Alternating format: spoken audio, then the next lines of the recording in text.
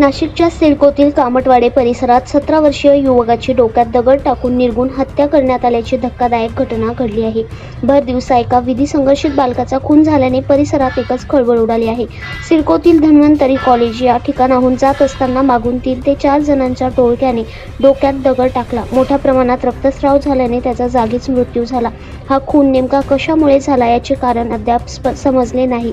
खुनाची माहिती समजताच घटनास्थळी अंबल पोलीस ठाण्याचे अधिकारी व कर्मचारी दाखल झाले। खून करणारे आरोपी फरार असून दरम्यान पोलिसांनी हा खून पूर्व वैमनस्यातून झाल्याचे सांगितले। करण चौरे राहणार संत कबीर नगर झोपडपट्टी गंगापूर असे मयताचे नाव आहे। मयत करण चौरे हा आपल्या मित्रांबरोबर कामटवाडे परिसरात आला होता। यावेळी त्याचे दुसऱ्या गटातील मित्रही तिथे आले। यावेळी जुन्या भांडणाची कुळापत काढून वाद झाला, त्यातून डोक्यात दगड घालून हत्या करण्यात आली। त्यानंतर हे सर्व जण फरार झाले। मयत करण चौरे हा देखील हिस्ट्री सीटर असल्याचे पोलिसांनी सांगितले आहे। दरम्यान खून करणारे आरोपी फरार झाले असून पुढील तपास अंबड पोलीस करत आहेत। दैनिक भ्रमरसाठी प्रतिनिधी प्रशांत निरंतर, नाशिक।